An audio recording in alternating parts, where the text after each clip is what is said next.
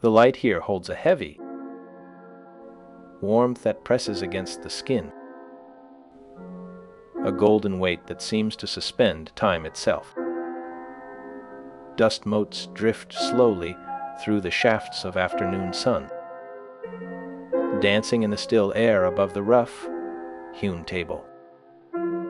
The scent of turpentine and linseed oil hangs low, mixing with the dry, green smell of crushed olive leaves.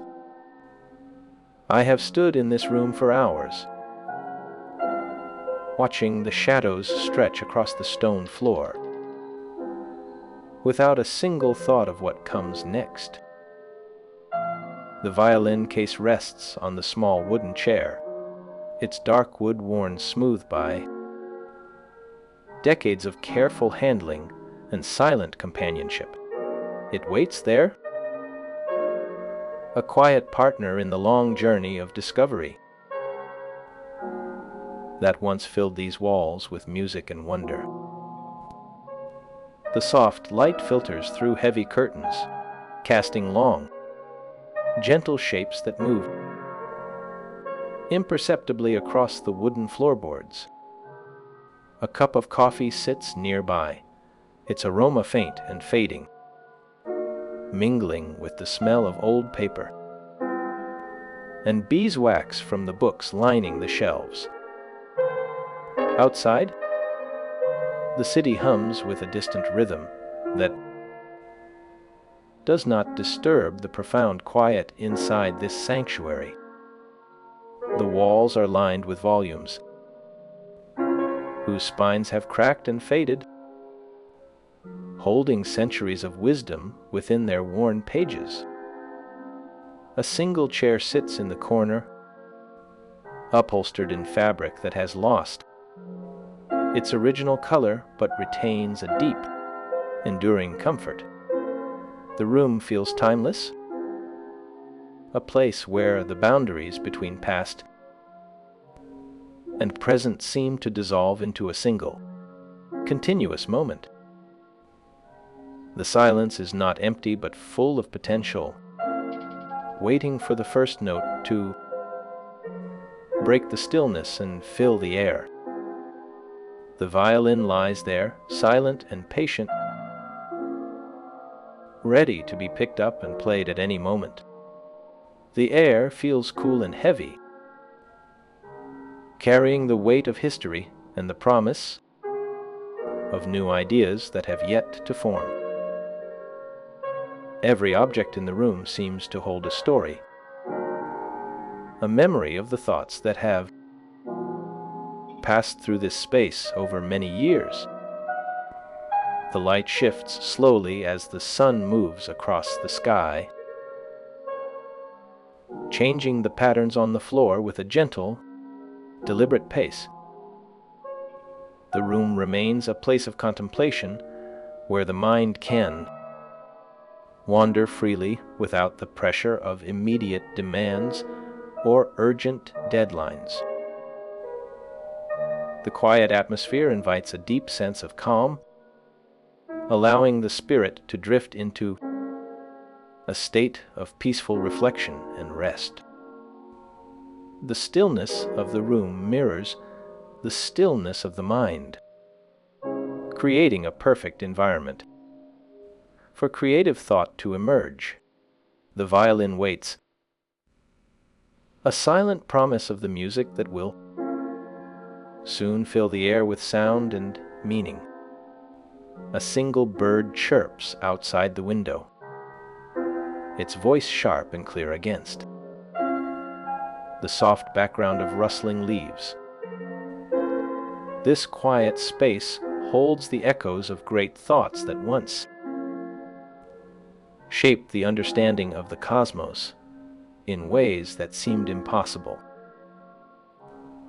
The objects within it seem to breathe with a slow, steady rhythm of their own, independent of the passing hours. The study remains a sanctuary where the mind can wander freely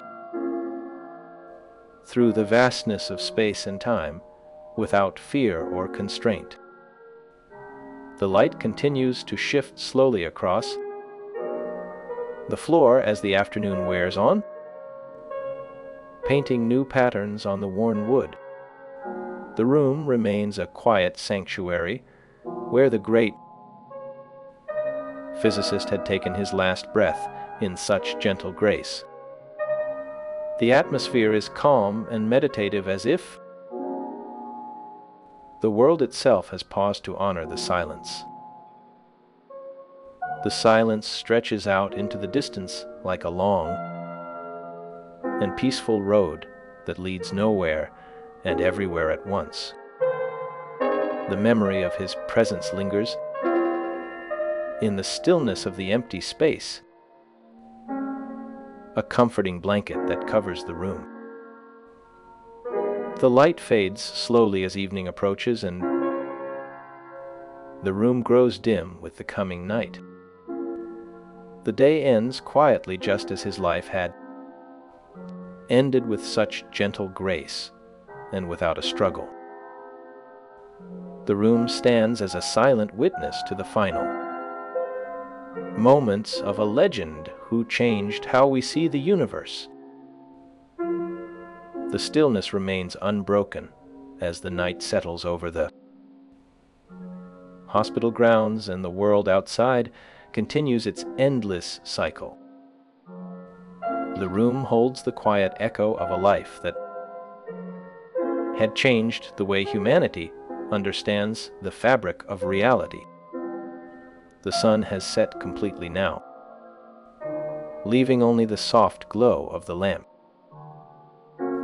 to guide the way through the quiet evening.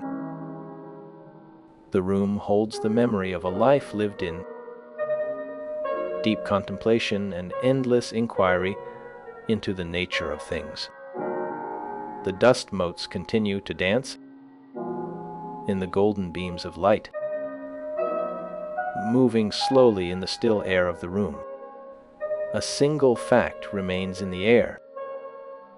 The human brain contains roughly 86 billion neurons, each forming connections that shape our understanding of the world.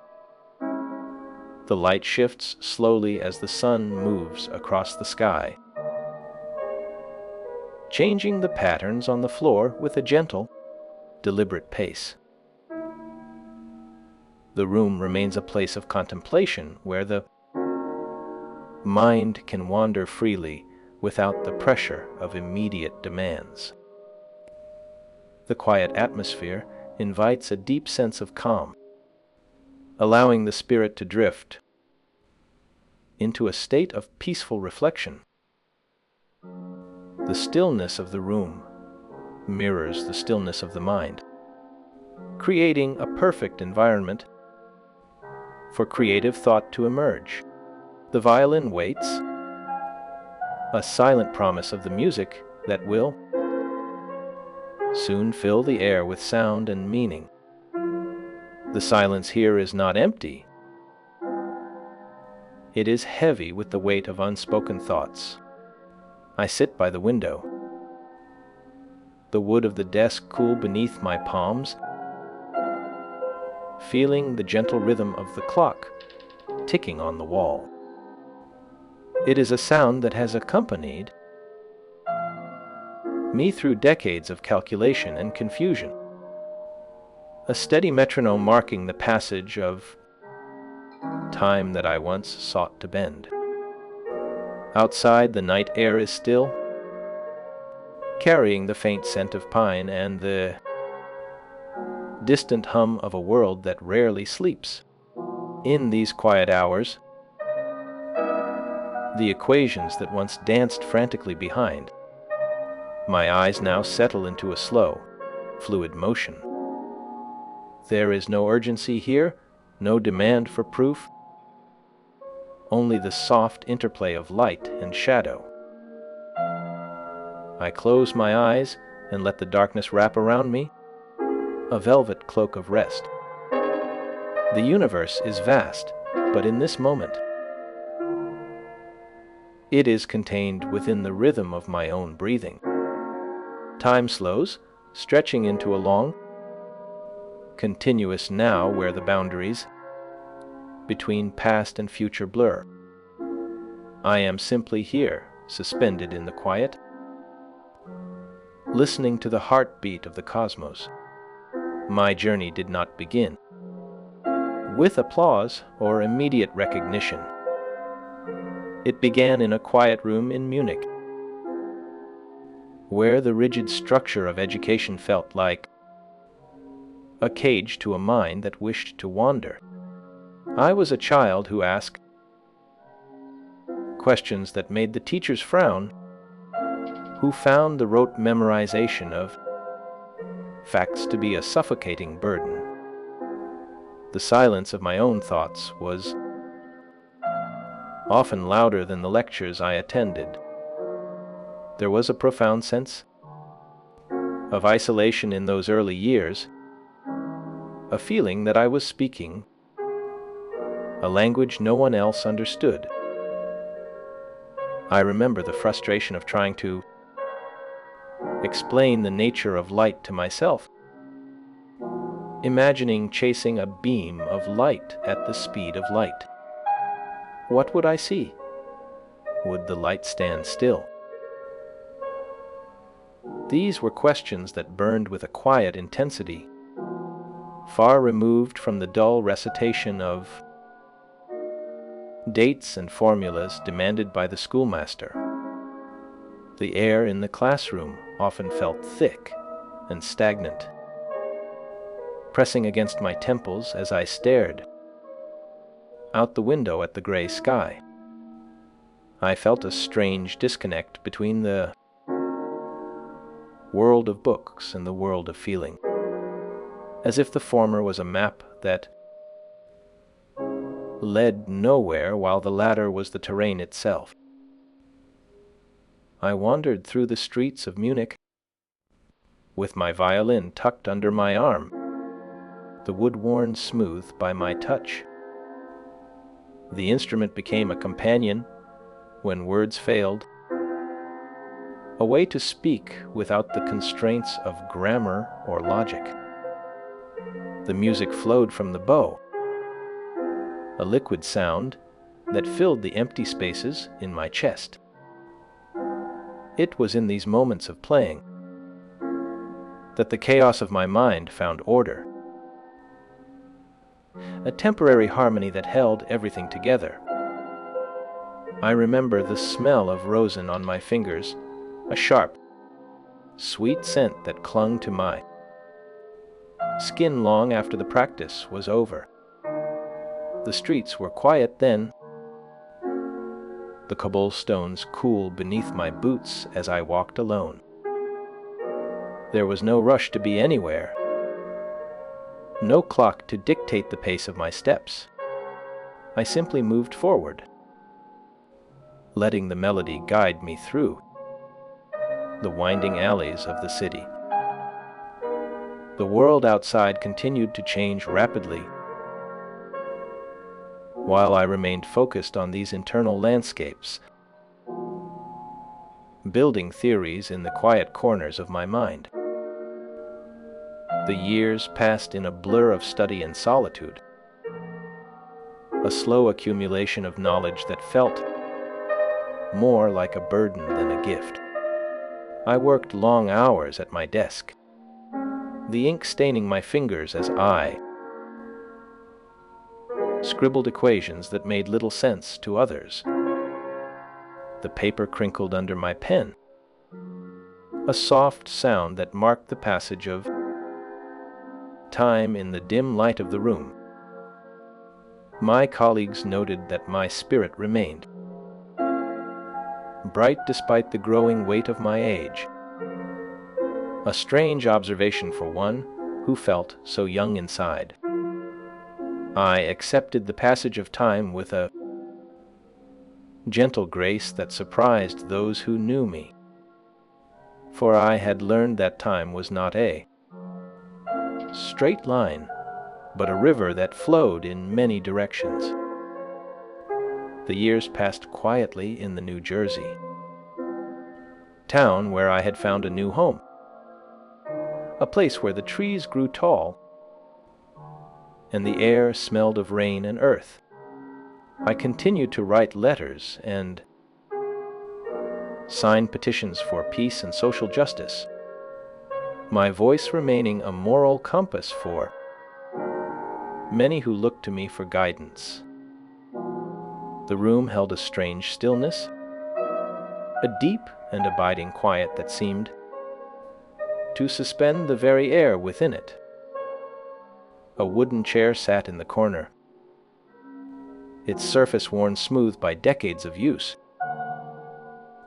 the grain of the wood visible in the soft light. A stack of papers lay on the desk, their edges yellowed and brittle, filled with notes that no one else could read. The window was open a crack, letting in the faint sound of leaves rustling against the glass, a rhythmic whisper that matched the beat of my own heart. Dust motes danced in the beam of light that filtered through the curtains, swirling in a slow, hypnotic pattern that held no meaning other than to exist. The air smelled faintly of old paper and the dust of a quiet library, a scent that brought memories of other rooms and other times. Outside, the garden was silent, with leaves resting gently on the grass, their green hues muted by the twilight. The only sound was the distant hum of the wind moving through the trees, a low and steady vibration that seemed to come from the earth itself. This space offered a sanctuary from the demands of the outside world, a place where the mind could wander freely without fear of judgment. The light shifted slowly across the floorboards, marking the passage of time without urgency, a gentle reminder that all things move at their own pace. Shadows lengthened and deepened as the day drew to a peaceful close, wrapping the room in a soft blanket of darkness.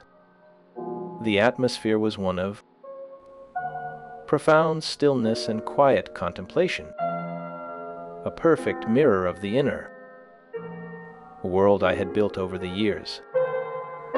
I understood that my time on earth was drawing to a natural and inevitable close, a realization that brought no fear, but a deep sense of completion. The end arrived in the spring of 1955, when I suffered a severe internal hemorrhage, a sudden and violent rupture that brought the worst pain one can have. Yet I faced it with a remarkable smile, for I had long accepted the limits of the body and the inevitability of its rest. I occasionally took morphine to manage the suffering, but refused a famous heart surgeon, for I believed that the body must be allowed to rest when its time had come. On my final day, I read the newspaper and discussed politics and scientific matters, my mind clear and sharp until the pain returned to claim my attention. I spoke with clarity and humor, laughing at the absurdity of it all, even as the world began to fade around me. I died on April 18, 1955, at the Princeton Hospital in New Jersey, my last breath a soft exhale that blended with the silence of the room. My death marked the end of an era for the world of theoretical physics, a moment that would change the course of history in ways I could never have predicted. I had requested that my entire body be cremated to avoid any posthumous attention, for for I wished to return to the earth without a trace.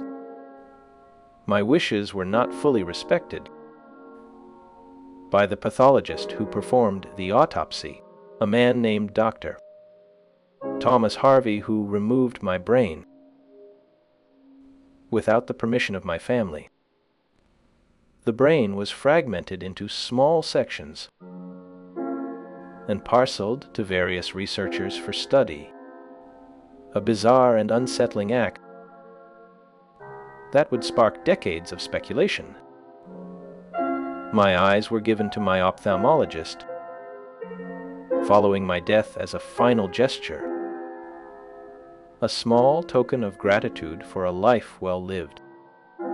The brain was stored in formaldehyde and photographed from multiple angles for science, a strange and unnatural preservation that seemed to defy the very nature of death. This act of preservation sparked decades of speculation and scholarly research into my mind, a futile attempt to measure the unmeasurable. The pathologist kept the brain aside, against the explicit wishes of my family, a violation that would echo through the years.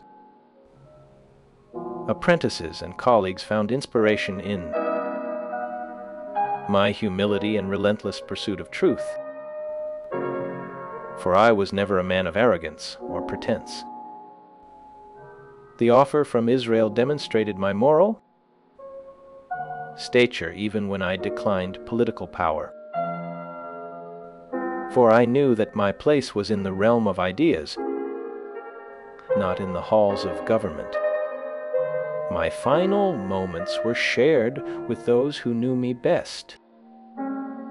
The silence here is not empty. It is heavy with the weight of unspoken thoughts.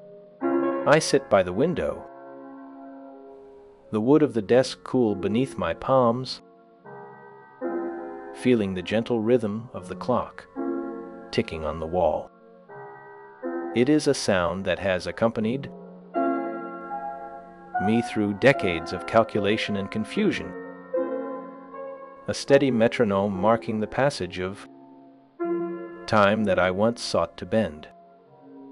Outside, the night air is still, carrying the faint scent of pine and the distant hum of a world that rarely sleeps.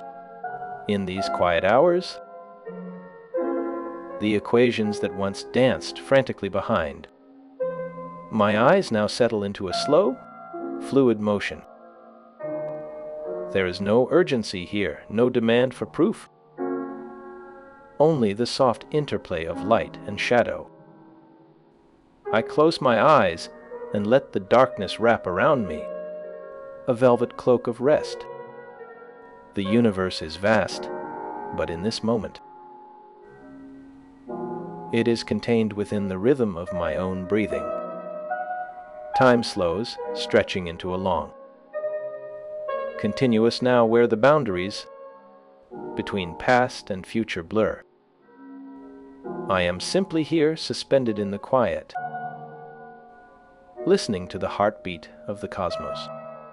The year 1912 found me in Prague, a city of red roofs and narrow, winding streets that seemed to hold the breath of history. I walked those cobblestones with a mind that felt both full and empty, filled with the weight of new ideas, yet empty of the certainty I craved.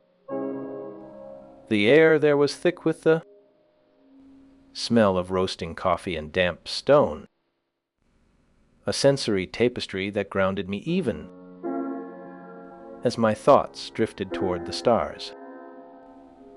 I was in the prime of my intellectual powers, yet the path ahead remained obscured by a fog of uncertainty. The Prussian Academy called to me from Berlin, a prestigious offer that promised stability and a place to think without the constant interruptions of a crowded university. I accepted the invitation, packing my life into a few trunks, leaving the familiar behind for the promise of a new chapter. The journey to Berlin was a transition from the quiet contemplation of Prague to the bustling heart of a capital city. War arrived before I could fully settle into the rhythm of my new home. The First World War tore through Europe with a violence that seemed to shake the very foundations of the world I knew. Berlin became a place of turbulence, where the streets were filled with soldiers and the air carried the distant rumble of cannons. Despite the chaos outside, I remained in my study, surrounded by the quiet order of books and papers. The world was burning, but inside, I was building a new understanding of gravity and space.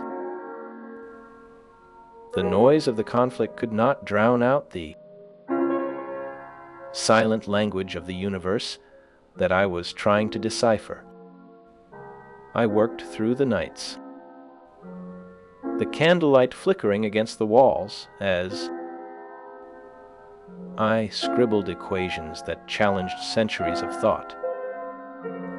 The theory of general relativity took shape in this crucible of war, a fragile structure rising from the ashes of the old world. The year 1915 brought the completion of that theory, a culmination of years of struggle and sudden insight. I remember the moment the final equations fell into place, a feeling of profound relief that washed over me like a cool breeze. The paper was published, a quiet announcement of a new way to see the universe. Yet the world was too distracted by the war to notice. The predictions within those pages spoke of light bending around massive stars, of time slowing in the presence of gravity. These were not just numbers on a page. They were the keys to unlocking the secrets of the cosmos. I waited for the world to catch up, knowing that the truth would eventually reveal itself regardless of the chaos that surrounded us. The patience required was immense, a test of faith in the power of reason over the noise of conflict. Then came 1919, the year that changed everything. The war had ended, and the world was ready to look up at the stars once more. Two teams of astronomers, one in Brazil and one on an island off the coast of Africa, set out to observe a total solar eclipse. They carried with them the weight of a theory that had been dismissed by many as mere speculation. The sky darkened as the moon passed in front of the sun, and the stars became visible in the middle of the day. The photographs taken during those few minutes of darkness would either confirm my calculations or shatter them completely. The wait for the results was agonizing, a period of suspended animation where the future of my work hung in the balance. The news arrived in November, carried by a telegram that shook the foundations of the scientific community. The observations matched the predictions exactly. The light had bent, just as the equations had said it would. Gravity was not a force that pulled, but a curvature of space itself. The world did not just accept this, it embraced it with a fervor that was almost religious in its intensity. I became a celebrity overnight, a figure of global renown whose name was spoken in every corner of the earth. The quiet man from Berlin was suddenly the most famous person alive.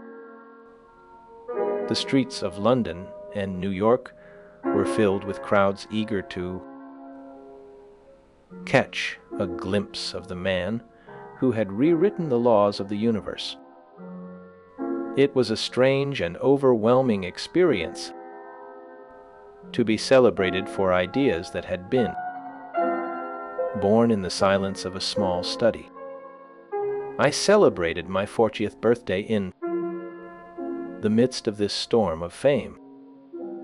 The milestone felt significant, not for the number of years, but for the distance traveled from the quiet child in Ulm to the global icon I had become. The year 1921 brought a new journey, a voyage across the Atlantic to the United States for the first time. The ship cut through the waves, carrying me toward a land that seemed both foreign and familiar. When we arrived at the port of New York, the sheer scale of the crowds was breathtaking. People lined the streets, their faces turned upward with a mixture of awe and curiosity. It was a whirlwind of activity, a whistle-stop tour that took me from city to city, each stop more crowded than the last. Princeton University welcomed me with open arms, awarding an honorary degree in May of that year. I was 42. Standing before an audience that listened with a rapt attention that was both flattering and exhausting. The academic landscape of America was different from Europe, more pragmatic and less bound by tradition. Yet it offered a new kind of freedom, a space where I could continue my work without the political pressures that had plagued me in Germany. The summer house I later built in Schwielowsee, near Berlin, became a sanctuary from the public eye. It was a simple structure, built of wood and stone, nestled beside the calm waters of a lake. There, the only sound was the lapping of water against the shore and the rustling of leaves in the wind. It was a place of retreat, where I could think and work in peace, away from the demands of the world. The years passed in a blur of travel and study, but the core of my life remained the same. I lived in Princeton from 1933 until the end of my days, finding a new home in the American academic landscape. The early life of Albert Einstein was a journey from a curious child in Ulm to a global icon of science, shaped by family, education, and an unyielding desire to understand the mysteries of the cosmos. The quiet moments of youth laid the foundation for the extraordinary achievements that followed. The room where the young Albert spent his evenings was simple and unadorned, filled only with the soft glow of a single oil lamp. The walls were painted a pale cream color that reflected the warm light and created a sense of calm within the space. A wooden desk stood near the window, its surface worn smooth by the hands of many who had worked there before him. On the desk, the papers were scattered, covered in the marks of a mind that never stopped moving. The silence of that room was a constant companion, a space where the noise of the world could not penetrate. The world outside continued to change rapidly, while I remained focused on my theoretical work. I spent long hours at my desk attempting to unify the forces of nature into one equation. This grand unification theory occupied my mind even as my physical strength began to slowly fade. I often worked late into the night with a calm and steady concentration on the page. My colleagues noted that my spirit remained bright despite the growing weight of my age. I accepted the passage of time with a gentle grace that surprised those who knew me. The years passed quietly in the New Jersey town where I had found a new home. I continued to write letters and sign petitions for peace and social justice. My voice remained a moral compass for many who looked to me for guidance. I understood that my time on earth was drawing to a natural and inevitable close. The end arrived in the spring of 1955, when I suffered a severe internal hemorrhage. I experienced the worst pain one can have, yet faced it with a remarkable smile. I occasionally took morphine to manage the suffering, but refused a famous heart surgeon. I believed that the body must be allowed to rest when its time had come. On my final day, I read the newspaper and discussed politics and scientific matters. I spoke with clarity and humor until the pain returned to claim my attention. I died on April 18, 1955, at the Princeton Hospital in New Jersey. My death marked the end of an era for the world of theoretical physics. I had requested that the silence of the late afternoon settled deep into the bones of the Princeton study. Dust motes drifted slowly through shafts of golden light that pierced the heavy velvet curtains. A leather-bound notebook lay open on the worn wooden desk, its pages filled with faint pencil sketches of geometric shapes. The air smelled of old paper and beeswax polish, carrying a scent that felt timeless and calm. Outside the window, green leaves of an oak tree swayed gently in the warm breeze. The room felt suspended in a moment of perfect stillness, untouched by the rush of modern life. A small brass lamp sat on the corner of the desk, its shade casting a soft, warm glow. The silence of the room was deep and reassuring, broken only by the distant chirp of a bird. This quiet space held the echoes of great thoughts that once shaped the understanding of the cosmos. The objects within it seemed to breathe with a slow, steady rhythm of their own. The study remained a sanctuary where the mind could wander freely through the vastness. Years earlier,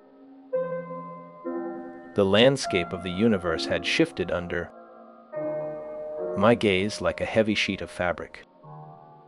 Gravity was no longer a force, but a geometric property of the universe itself.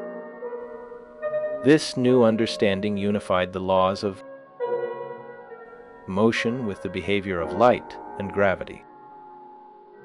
It provided a framework for understanding the large-scale structure of the cosmos. The theory remained a cornerstone of physics for decades after its initial publication. I remember standing on the stage of Makosh 50, the largest lecture hall at the university, on May 9. The audience included visiting scientists, curious members of the public, and reporters from major newspapers. I agreed to deliver 5 Stafford Little lectures on successive days to share my ideas with the American public. The first 2 lectures were designed for a general audience, while the remaining 3 were more technical. A stenographer took notes in German shorthand, which were then summarized orally in English by a professor. This process ensured that the complex ideas could be understood by the diverse group of attendees. The lectures covered the foundations of my theory of relativity and its implications for the universe. The event marked a significant moment in the dissemination of modern physics to a wider audience. The years in Bern had been quiet, ready for the long evenings of study. Outside the window, the streets of Bern were quiet, filled with the distant sound of horse-drawn carriages. The air inside the office smelled of old paper, ink, and the faint scent of dust from the floorboards. I would often pause my work to gaze out at the rooftops and the distant hills. The silence of the room allowed my mind to wander freely through the vast landscapes of theoretical physics. This calm environment fostered the deep concentration required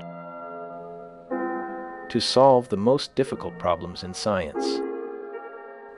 My academic career in Europe formally began in 1908 and continued until my departure in 1933. I accepted a position at the Physical Institute in Prague, where I continued my research on gravity. The move to Prague offered me a new environment to expand upon my earlier theories of relativity.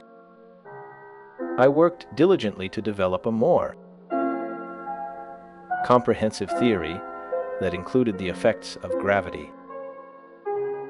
This effort culminated in the publication of my General Theory of Relativity in the year 1915.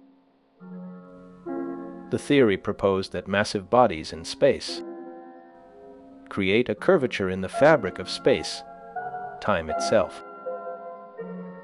This curvature dictates how other objects and even light rays move through the universe. The prediction that light would bend around massive objects was a key consequence of this new theory. Scientists later confirmed this prediction during a solar eclipse that provided a rare opportunity for verification. The bending of light occurs because rays follow the curve in space, time created by a massive body. This confirmation brought international fame and established my reputation as a leading figure in science. The landscape of the universe was now understood as a dynamic and flexible entity rather than a static stage. Massive stars and planets warped the space around them like a heavy ball on a stretched sheet. Light traveling near these objects would follow the curves of this warped space, time. The concept of gravity was no longer a force but a geometric property of the universe. This new understanding unified the laws of motion with the behavior of light and gravity. It provided a framework for understanding the large-scale structure of the cosmos. The theory remained a cornerstone of physics for decades after its publication. Observatories and Arthur Eddington of Cambridge University arranged these critical scientific missions. Prior to these tests, the theory of general relativity remained regarded with significant skepticism by many scientists. The successful confirmation of my predictions transformed me from an obscure figure into an international celebrity overnight. This sudden fame altered the rhythm of my daily life and increased the demands placed upon my time. I found myself traveling frequently to lecture on my groundbreaking theories to eager audiences around the globe. During my 1921 visit to the United States, I participated in a fundraising tour for the Hebrew University of Jerusalem. I lectured on relativity in McCosh Hall, while engaging with American academic and political leaders. At that time, Germany was considered the undisputed center of physics for the entire scientific community. Consequently, an American physicist had no choice but to be fluent in German to access the latest research. I served the League of Nations between 1922 and 1932 as part of my commitment to international cooperation. I worked diligently to foster scientific exchange and promote peace among nations recovering from war. My diplomatic efforts reflected a deep belief in the power of reason to resolve human conflicts. In 1925, I embarked on a tour of South America to share my ideas with new audiences. I visited universities and cities where my theories were discussed with great enthusiasm and intellectual curiosity. Later, between 1930 and 1931, I returned to the United States for another extensive series of lectures. These travels allowed me to connect with colleagues and students who were eager to learn from my insights. The political environment in Europe grew increasingly unstable as nationalist movements gained strength throughout the 1930s. Rising tensions threatened the stability of the scientific community and the safety of many Jewish intellectuals. I eventually left Germany as the Nazi Party consolidated power and began persecuting those they deemed undesirable. I settled in Princeton, New Jersey, where I continued my work in a more secure and supportive environment. Despite these political upheavals, I maintained a focus on universal principles of justice and human dignity. The soft light of a late afternoon filtered through the heavy velvet curtains of a Princeton study. Dust motes danced slowly in the golden beams that illuminated the worn wooden desk. A leather-bound notebook lay open to a page filled with faint pencil sketches of geometric shapes. The smell of old paper and beeswax polish filled the air with a sense of timeless calm. Outside the window, the green leaves of an oak tree swayed gently in the warm breeze. The room felt suspended in a moment of perfect stillness, untouched by the rush of modern life. A small brass lamp sat on the corner of the desk, its shade casting a soft, warm glow. The silence of the room was deep and reassuring, broken only by the distant chirp of a bird. This quiet space held the echoes of great thoughts that once shaped the understanding of the cosmos. The objects within it seemed to breathe with a slow, steady rhythm of their own. The study remained a sanctuary where the mind could wander freely through the vastness. Years later, after my death, researchers studied the physical structure of my brain to understand the source of my genius. My brain was sectioned into 240 distinct blocks for detailed microscopic examination.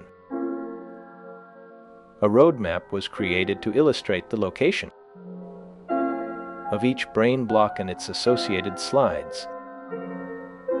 Researchers utilized 14 recently discovered photographs to describe the external gross neuroanatomy of my cerebral cortex. 2 of the photographs revealed the sulcal patterns of the medial surfaces of the hemispheres. Another photograph showed the neuroanatomy of the right insula in great detail. These images provided a unique window into the physical structure of a great mind. My sulcal patterns were compared against a dataset of 85 human brains found in the literature. The comparison revealed unique features that might have contributed to my exceptional cognitive abilities. The study of my brain offered a tangible connection to my abstract theories about the nature of reality. I remained a faculty member at the Institute for Advanced Study starting in 1933 until my death in 1955. The careful nature of historical verification regarding my final medical moments remains a subject of study. The absence of personal records from that specific year left gaps in understanding my early emotional state. This lack of specific archival detail in some sources forces historians to rely on broader biographical accounts.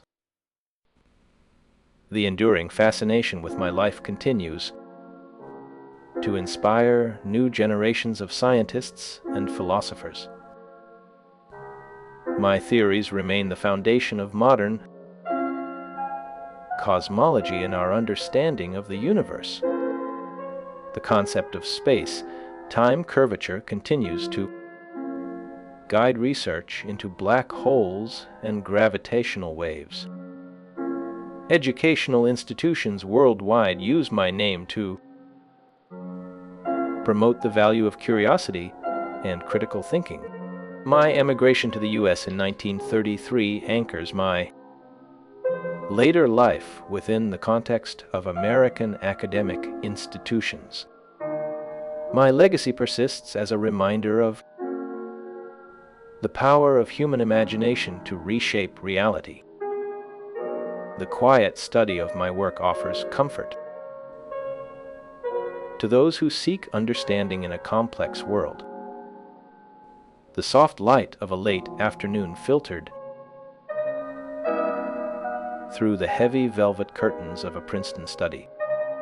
Dust motes danced slowly in the golden beams that illuminated the worn wooden desk. A leather-bound notebook lay open to a page, filled with faint pencil sketches of geometric shapes. The smell of old paper and beeswax polish filled the air with a sense of timeless calm. Outside the window, the green leaves of an oak tree swayed gently in the warm breeze. The room felt suspended in a moment of perfect stillness, untouched by the rush of modern life.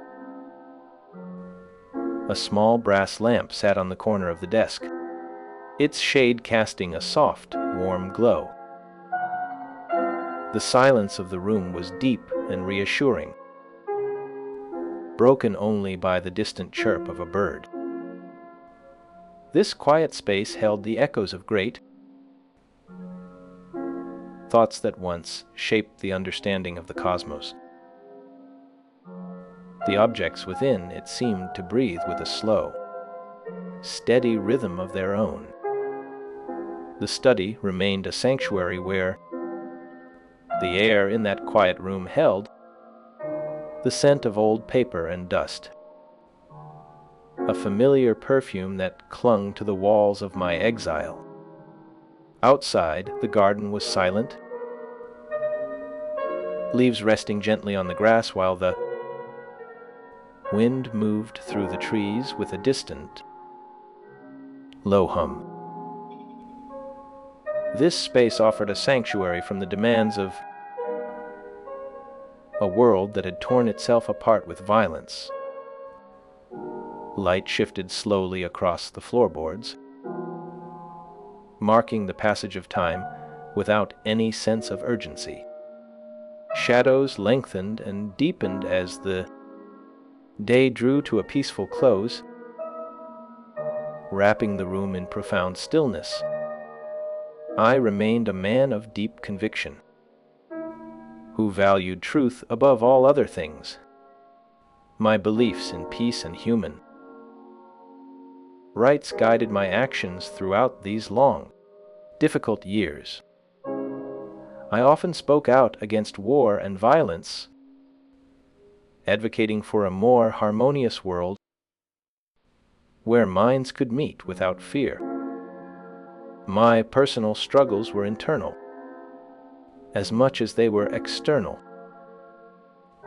involving the heavy weight of expectation from those who looked to me for answers. I found solace in music, often playing the violin to calm my mind when the noise of the world became too loud. The melody of the instrument provided a rhythm that matched my own thoughts, a gentle counterpoint to the chaos outside. I believed that imagination was more important than knowledge, a sentiment that defined my approach to life even as the maps of Europe changed. My legacy endures not just in my equations, but in my humanistic vision of a world that could be better. I passed away with a sense of completion, having lived a life of extraordinary purpose despite the storms. The quiet of my final days reflected the peace I had sought throughout my entire journey. My story remains a testament to the power of a single mind to change the world. The physicist settled into a quiet existence in Princeton after the emigration to the United States in 1933. I lived simply in a modest house where the walls held few possessions and many books. My daily routine remained steady and unchanging as I walked the same paths through the town, greeting the same trees and the same sky. I sought no fame in these final years and preferred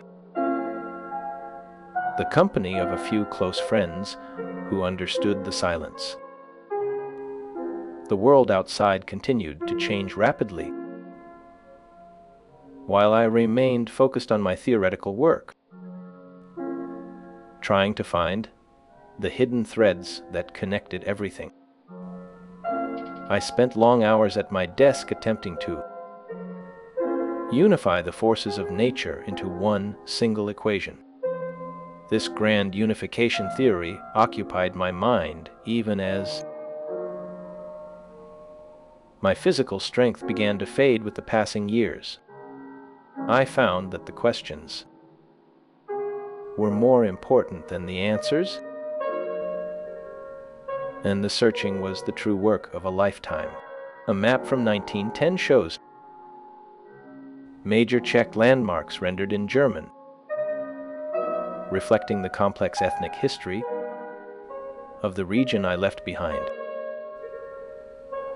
This linguistic layering illustrated the intricate political realities that shaped the lives of scholars and citizens alike.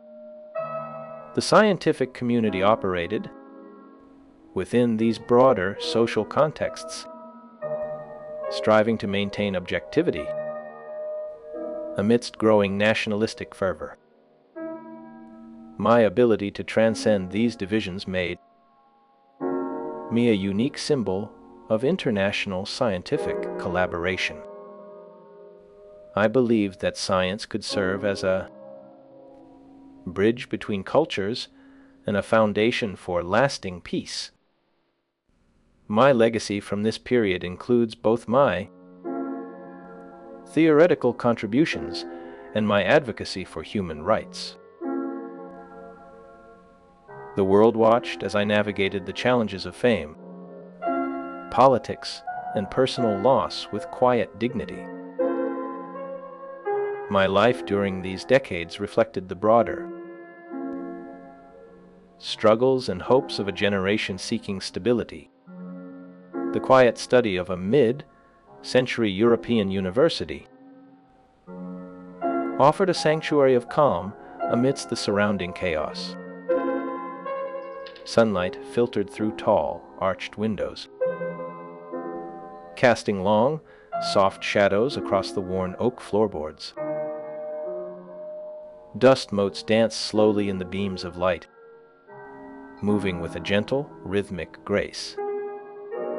The air smelled faintly of old paper, leather bindings, and the dry warmth of a nearby radiator.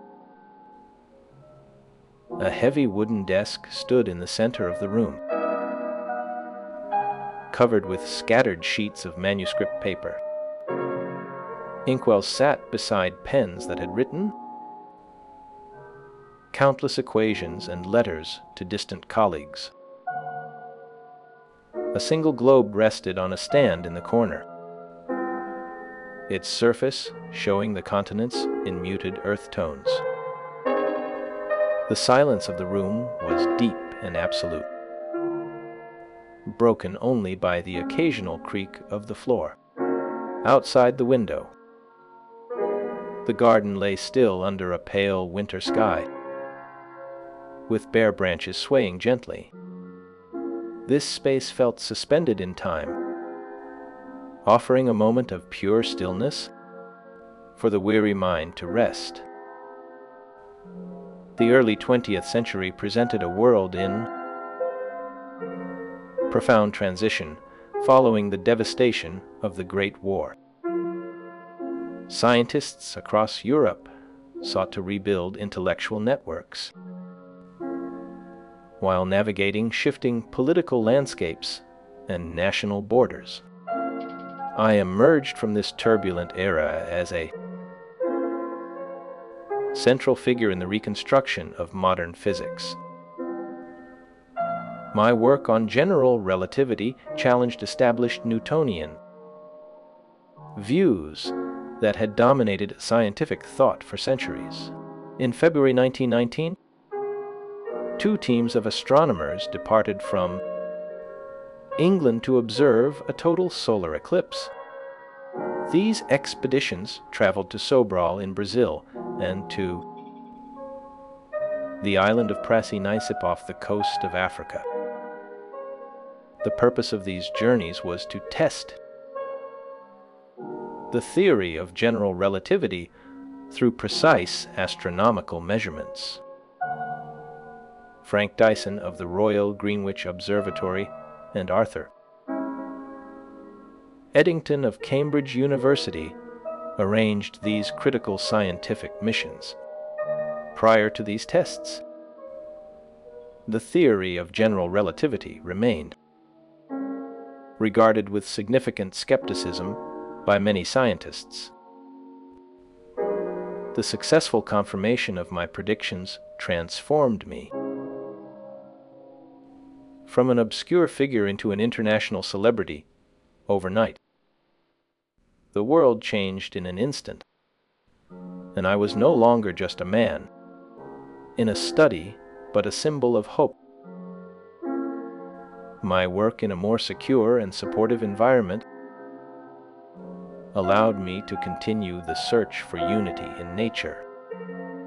Despite these political upheavals, I maintained a focus on universal principles of justice and human dignity. My personal life during these years included complex relationships and periods of separation from my first wife. Specific details regarding my daily routine or health issues during this separation remain uncertain in historical records, but the feeling of distance was real. The cultural landscape of Central Europe still bore the marks of previous imperial structures and linguistic divisions. I learned to see the world not through the lens of borders, but through the lens of shared humanity. The scientific community operated within these broader social contexts, striving to maintain objectivity amidst growing nationalistic fervor. My ability to transcend these divisions made me a unique symbol of international scientific collaboration. I believe that science could serve as a bridge between cultures and a foundation for lasting peace. The legacy of my mind remained a subject of awe and wonder for many. My body was eventually cremated and my ashes scattered in an undisclosed location, a final act of simplicity. The world mourned the loss of a man who had reshaped human understanding. My final years were a testament to my enduring curiosity and quiet dignity. I left behind a universe of ideas that would continue to inspire future generations. The man who once slept in a small room in Berlin now rested in silence. My life had been a long journey of discovery that ended in peaceful acceptance. The final chapter of my story was written with the same simplicity I always valued. I faced the end without fear and with a deep sense of natural order. The silence that followed my death was filled with the echoes of my great work. The Princeton hospital room where I passed away was a place of simple white walls and soft light. A single window looked out onto the quiet grounds where trees swayed gently in the breeze. The air inside held a stillness that seemed to hold the weight of history. A wooden chair sat near the bed, where I had rested during my final hours. The light from the window fell across the floor in a warm and golden square. Dust motes danced slowly in the beam of light as time moved forward. The room felt empty yet full of the presence of a great mind. The silence was not heavy, but rather a comforting blanket that covered the space. Outside the window, the leaves of old oak tree rustled softly in the wind. The scene was one of profound peace. My eyes were given to my ophthalmologist, following my death as a final gesture. The brain was stored in formaldehyde and photographed from multiple angles for science. This act of preservation sparked decades of speculation and scholarly research into my mind. The pathologist kept the brain aside against the explicit wishes of the deceased man. The story of my brain became a legend that outlasted my own lifetime. Scientists hoped to find the physical source of my genius within the preserved tissue. They examined the fragmented sections to understand the structure of my unique thoughts. The legacy of my mind remained a subject of awe and wonder for many. My body was eventually cremated and my ashes scattered in an undisclosed location. The world mourned the loss of a man who had reshaped human understanding. My final years were a testament to my enduring curiosity and quiet dignity. I left behind a universe of ideas that would continue to inspire future generations. The man who once slept in a small room in Berlin now rested in silence. My life had been a long journey of discovery that ended in peaceful acceptance. The final chapter of my story was written with the same simplicity I always valued. I faced the end without fear and with a deep sense of natural order. The silence that followed my death was filled with the echoes of my great work.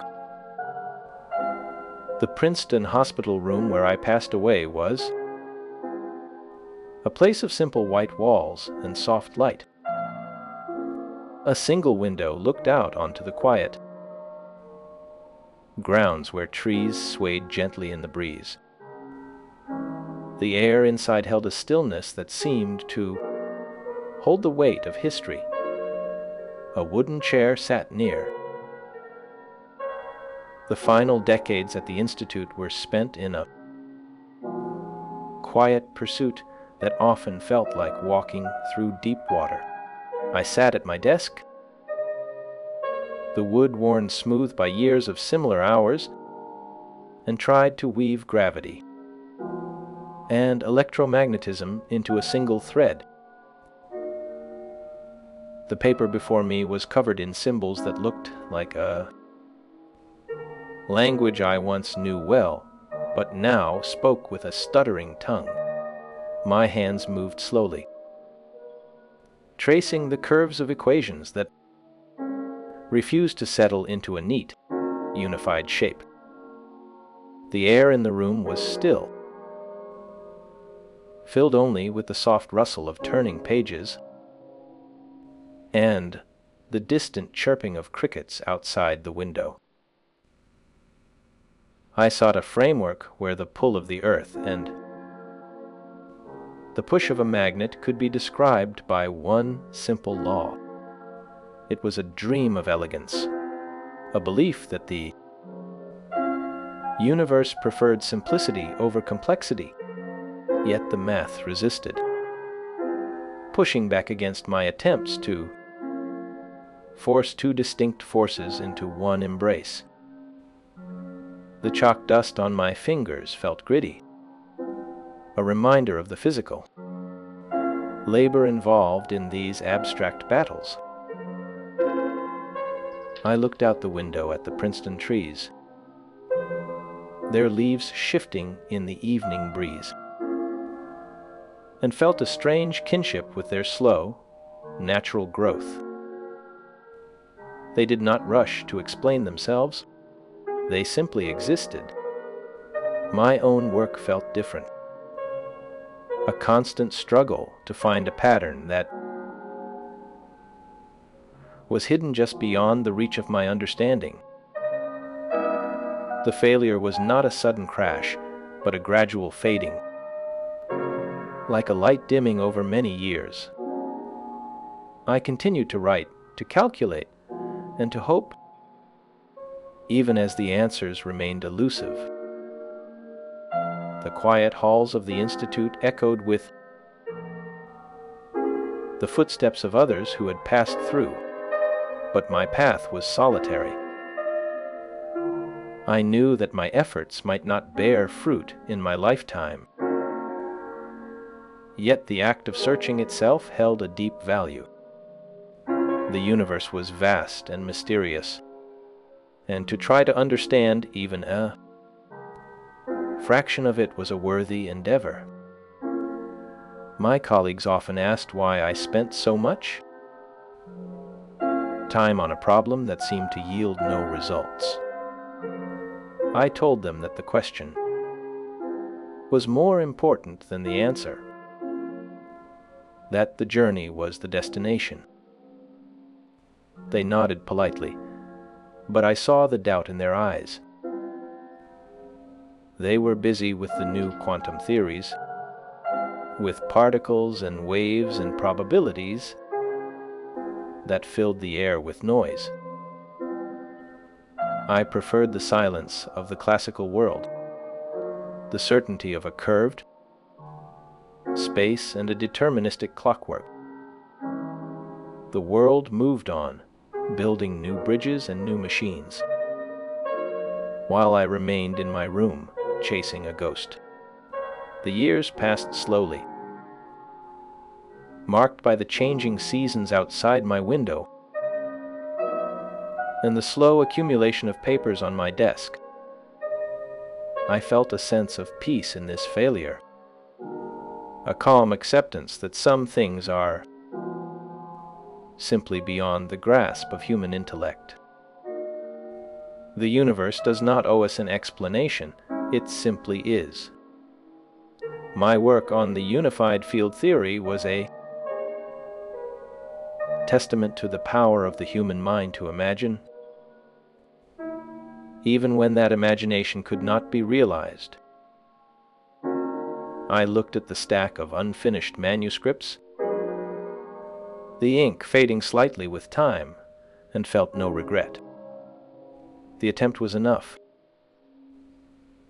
The world benefited from the questions I asked, even if I could not provide the answers. My legacy would be found in the students who read my work and found their own paths, in the colleagues who debated with me and challenged my assumptions. The quiet persistence of a single mind can ripple out in ways that are impossible to predict. The study of my own brain after death would reveal features that hinted at the nature of these long years of thought.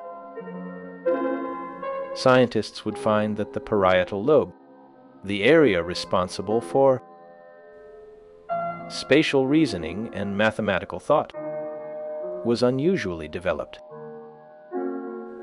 They would measure the glial cells and the neurons, looking for a physical map of a mind that saw the cosmos differently.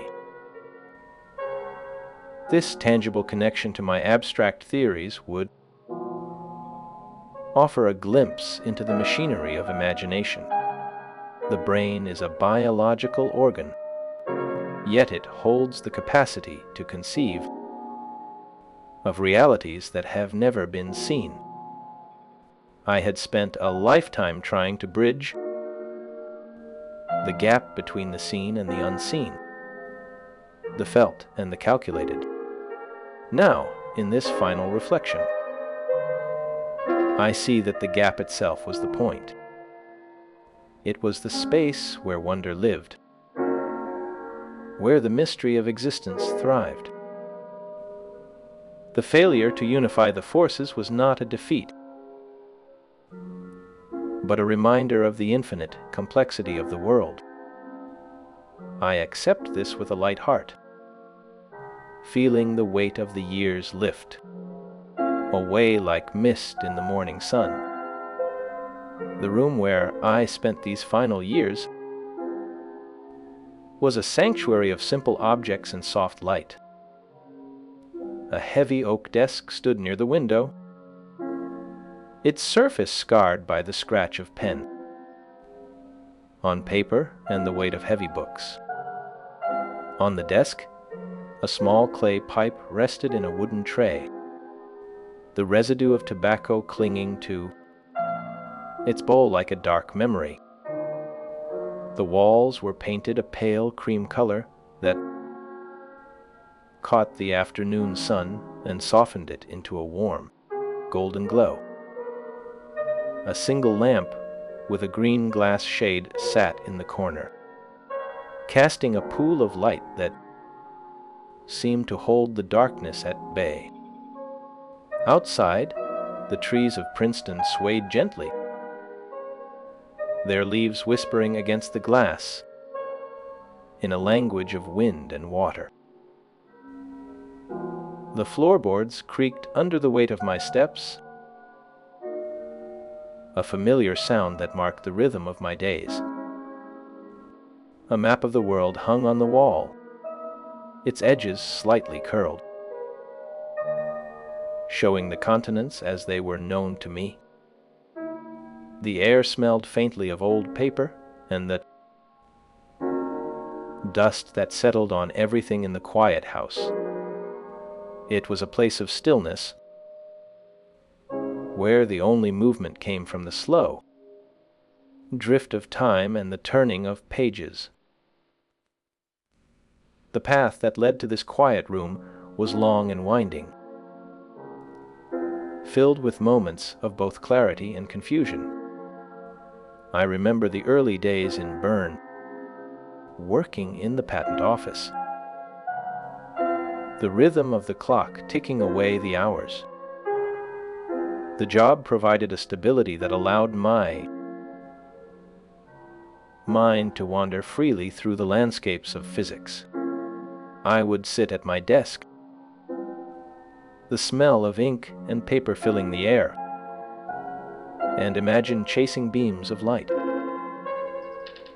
The world outside was busy with the affairs of men, but inside my head, the universe was expanding and contracting with every thought. I met Mileva there, a fellow student who shared my passion for the mysteries of the cosmos.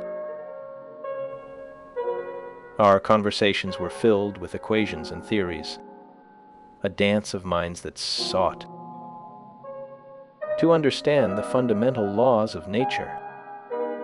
The years in Zurich and Prague were filled with the energy of discovery, the thrill of seeing the pieces of the puzzle fall into place.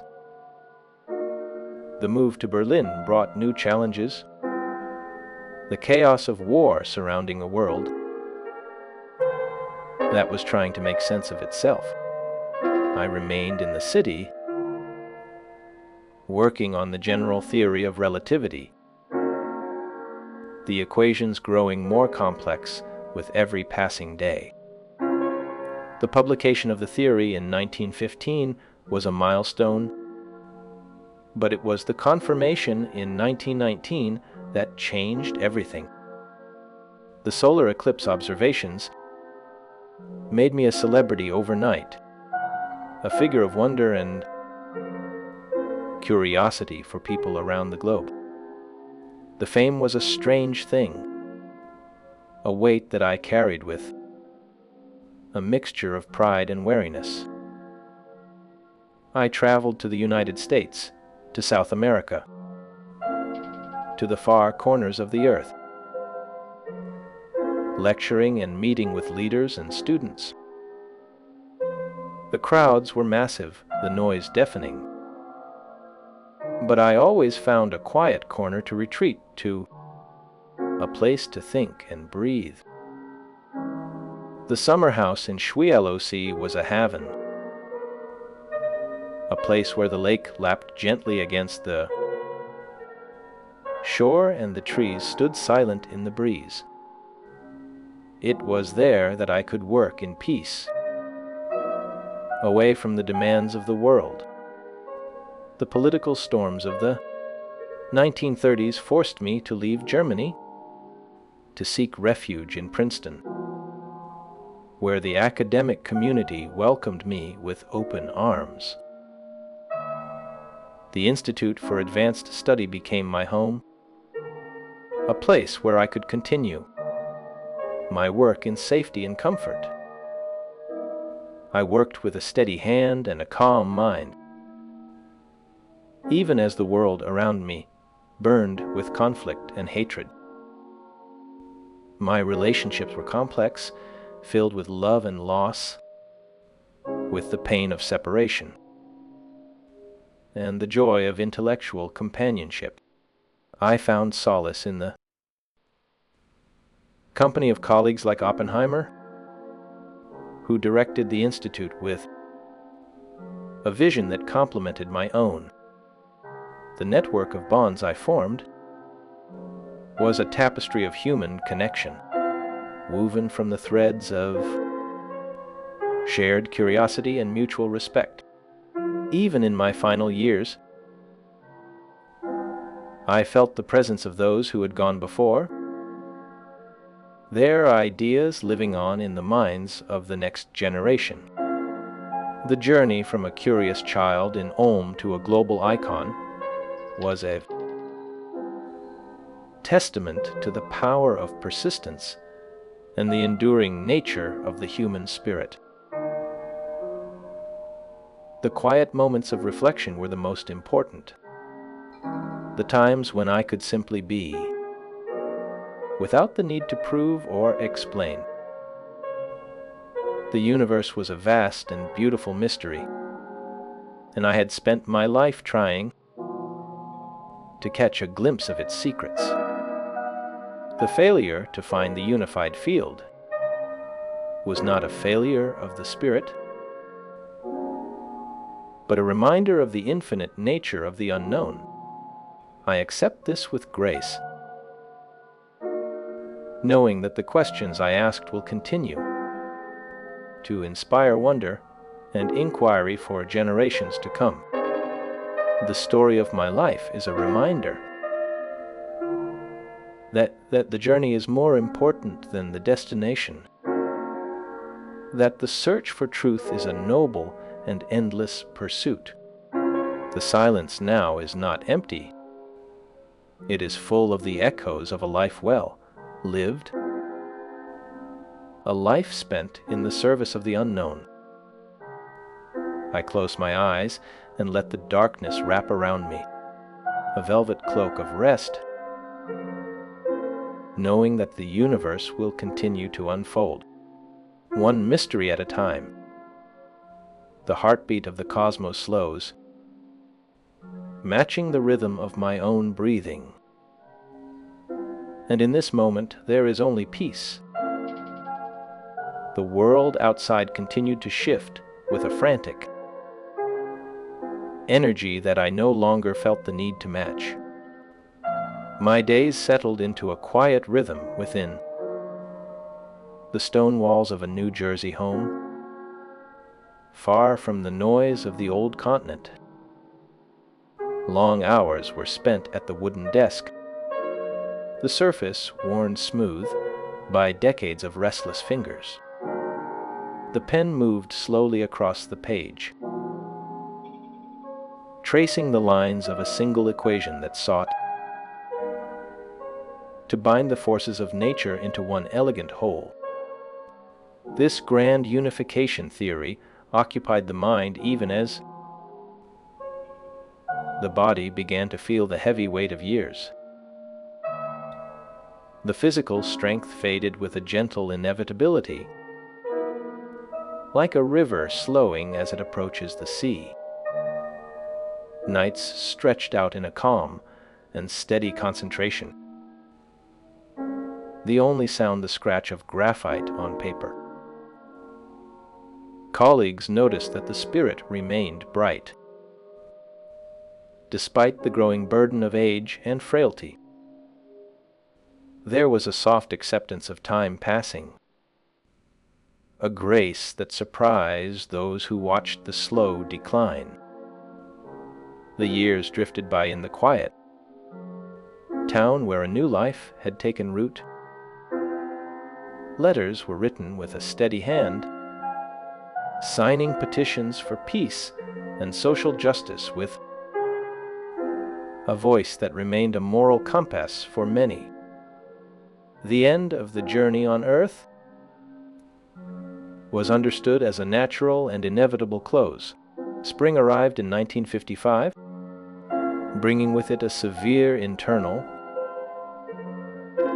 hemorrhage that brought the worst pain imaginable. The suffering was met with a remarkable smile that did not fade even in the face of agony. Morphine was taken occasionally to manage the sharp edges of the pain. Yet a famous heart surgeon was refused. The body must be allowed to rest when its time has truly come, and no machine could change that truth. On the final day, the newspaper was read with clear eyes, discussing politics and scientific matters with a mind that remained sharp. Words were spoken with clarity and humor until the pain returned to claim the full attention of the senses. The end came on April 18, 1955, within the simple white walls of the Princeton Hospital in New Jersey.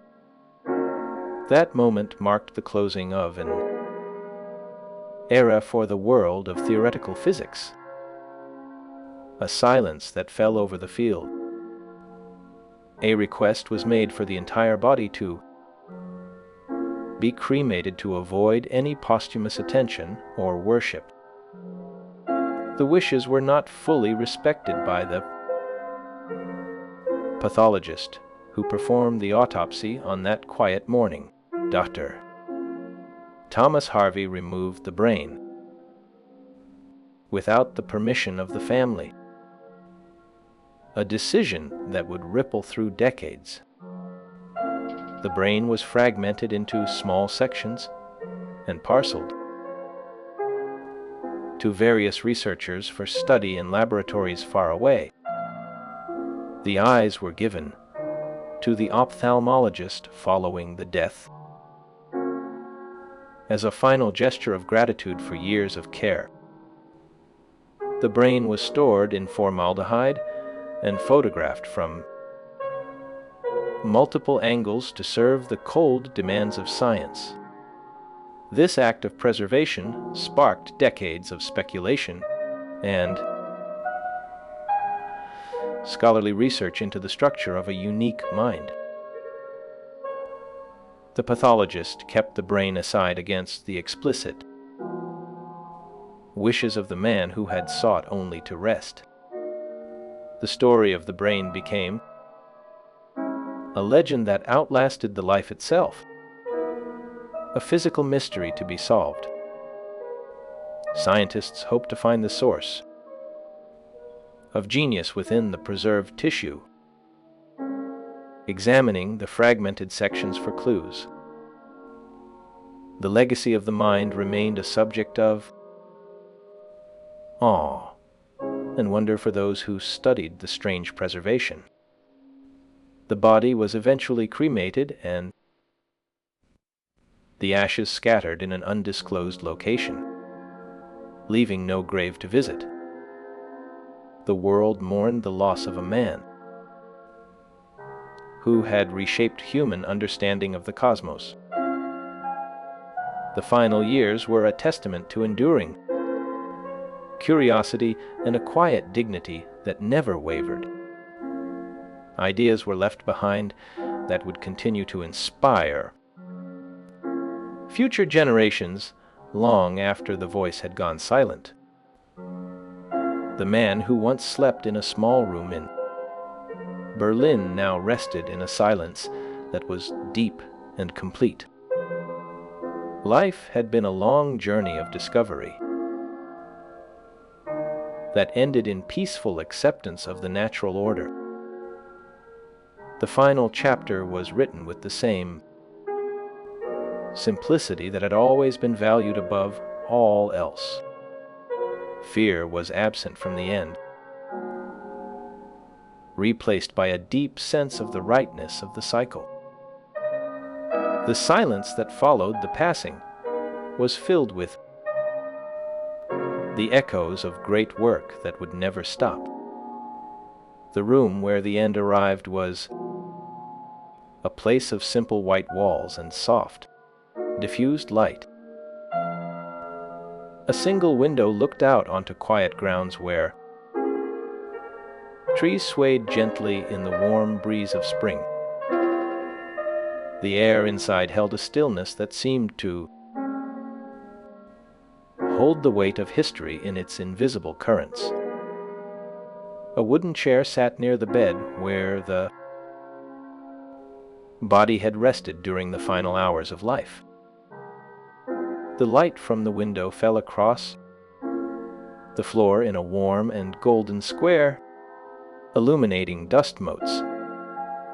Dust motes danced slowly in the beam of light as time moved forward with a gentle, relentless pace. The room felt empty yet full of the presence of a great mind that had once filled it with thought. The silence was not heavy, but rather a comforting blanket that covered the space in a soft embrace. Outside the window, the leaves of an old oak tree rustled softly in the wind, a sound of continuity. The scene was one of profound peace, where the struggle of the mind had finally given way to rest. The objects within the room seemed to breathe with a slow, steady rhythm of their own, untouched by haste.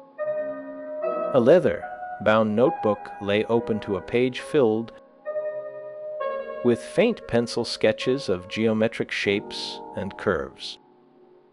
The smell of old paper and beeswax polish filled the air with a sense of timeless calm and safety. The small brass lamp on the corner of the desk cast a soft, warm glow that never seemed to flicker. The silence of the room was deep and reassuring, broken only by the distant chirp of a bird outside.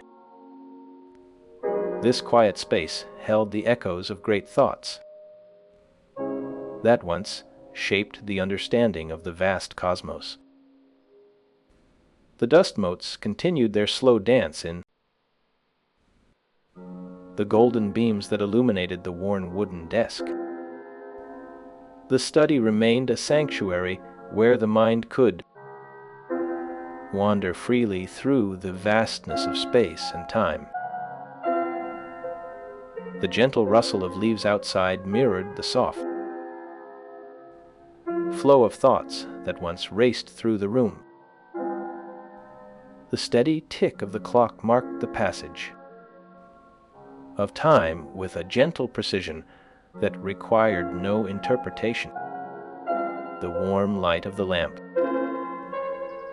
guided the way through the quiet evening, a constant in a changing world. The room held the memory of a life lived in deep contemplation, a life that had sought to understand the universe. The world outside continued to change rapidly, while the focus remained on the theoretical work of the mind. A specific detail from the history of the time is that the pathologist kept the brain for 20 years before it was rediscovered. This fact sits quietly in the timeline, a small note in the long story of a life dedicated to truth. The brain was eventually returned to the family, a fragment of a whole that had once held the secrets of gravity. The story of the brain became a legend that outlasted the life itself, a physical mystery to be solved. Scientists hope to find the source, of genius within the preserved tissue, examining the fragmented sections for clues. The legacy of the mind remained a subject of awe and wonder for those who studied the strange preservation. The body was eventually cremated, and the ashes scattered in, and the silence that followed the final page of my life was not empty, but filled with the quiet hum of a world that had finally learned to see. I watched from the stillness as my sister-in-law, Johanna, took up the heavy mantle of preserving the work that had once been so misunderstood. She gathered the scattered letters, the faded sketches, and the canvases that had gathered dust in attic corners, treating each fragment with a reverence that bordered on the sacred. Her hands, steady and sure, moved through the piles of paper as if she were sorting through the memories of a beloved brother. She understood that the world was not yet ready for the depth of what she held, but she waited with the patience of someone who knows the tide will eventually turn. The years rolled by, and slowly the quiet whisper of her efforts grew into a roar that shook the foundations of the art world. The paintings that had once been dismissed as the ramblings of a madman began to find their way into the hearts of those who sought to break free from the rigid rules of the past. Young artists in Paris and Berlin looked at the thick, swirling strokes of color and saw a new way to express the raw energy of existence. They saw the way the sun could burn with a yellow so intense it felt like a physical weight on the eyes. They saw the way the sky could twist and turn, mirroring the turmoil of the human spirit. This movement, which they called Expressionism, was born from the very soil of my own desperation and hope. The heavy impasto, the thick layers of paint applied with a palette knife, became a language that spoke directly to the soul without the need for words. It was a language of pure sensation, where the texture of the paint mattered as much as the image it created. As the decades passed, the influence spread like a slow-moving river, touching every corner of the creative landscape. The Fauvists, with their wild and untamed colors, found a kindred spirit in the way I had painted the stars and the cypress trees. They too sought to capture the essence of a moment rather than its precise physical reality. The colors they chose were not those found in nature, but those that lived in the mind, vibrant and unapologetic. They understood that a tree could be blue if the feeling of the moment demanded it, just as a sky could be a violent swirl of violet and orange. The boundaries between the observer and the observed began to dissolve, leaving only the pure experience of seeing. This shift in perspective changed the course of art forever, opening doors that had been locked for centuries. A map from 1910 shows major Czech landmarks rendered in German, reflecting the complex ethnic history of the region. The world moved on, and the chaos of war and politics faded into the background of history. The paintings remained, hanging in the quiet halls of museums in cities I would never visit. They stood as silent witnesses to a life that had once been filled with struggle and pain, now transformed into something enduring and beautiful. I imagine the visitors who walk past them, their faces illuminated by the soft glow of the gallery lights. They stop for a moment, perhaps feeling a strange sense of recognition, as if they are looking at something they have known all their lives. The thick brushstrokes seem to breathe, rising and falling with the rhythm of their own hearts. There is a profound peace in this, a sense that the work has found its true home in the collective consciousness of humanity. The room where I once sat, with its pale cream walls and the single oil lamp, now exists only in memory. Yet the feeling of that space remains, a sanctuary of calm that can be revisited whenever the world becomes too loud. The dust motes that danced in the light beams of my study are now the stars in a million different skies, captured in oil and canvas. The scent of old paper and ink has been replaced by the smell of turpentine and linseed oil, the scent of creation itself. It is a comforting smell, one that speaks of the endless cycle of making and unmaking, of destruction and rebirth. The wooden desk, worn smooth by the hands of many, now holds the weight of history, supporting the dreams of those who come after. The legacy is not in the fame or the accolades, but in the quiet moments of connection that occur between the viewer and the work. It is in the way a child points at a painting and laughs at the strange, twisted face of a sunflower. It is in the way an old man stands before a seascape and feels the salt spray on his face, even though he is miles from the ocean. These moments are the true measure of a life well lived, the invisible threads that bind us all together across time and space.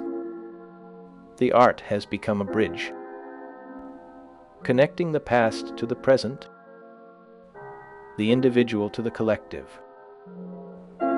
It speaks a universal language that requires no translation, a language of light and color that everyone can understand. The influence of my work on the modern world is a distant echo, a faint whisper that has grown into a chorus. The ideas that once seemed so radical and strange are now the foundation of how we see the world.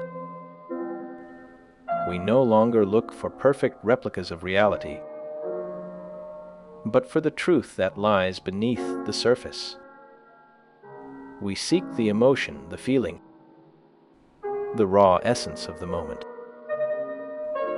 This shift in perspective has enriched our lives, giving us new ways to express the complexities of the human experience. The art continues to evolve, taking on new forms and new meanings,